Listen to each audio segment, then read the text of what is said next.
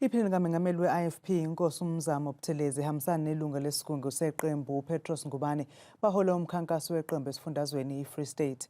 Lo mkhankaso ubukumasipala E-Dithlabeng lapho kuzobanjwa khona ukhetho lokuchibiyela ngolwesithathu ngaphansi ka-Ward 17 kulandela ukushona kwekhansela lendawo. Leli qembu lizobe liqala ukungenela ukhetho kule ndawo.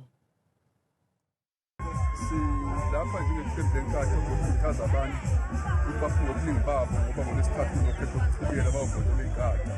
Sonke-ke siyazi ukuthi izwe lonke likhathele ubuholi obukhona ngaphansi kweqembu elibusayo. Sithi-ke abantu balapha eFree State abaqala inyathelo entsha yokuthi bayisize bona bakhethe amaqembu akhona ukuqinisekisa ukuthi iy'nsizakalo zonke nama-services bayahlinzekwa ngeqiniso. Singamaqembu ayisithupha amahlanu noma kanjalo nje angena ukhetho lapho. Thina-ke sibonile sisebenza la ukuthi kuvundile kithi.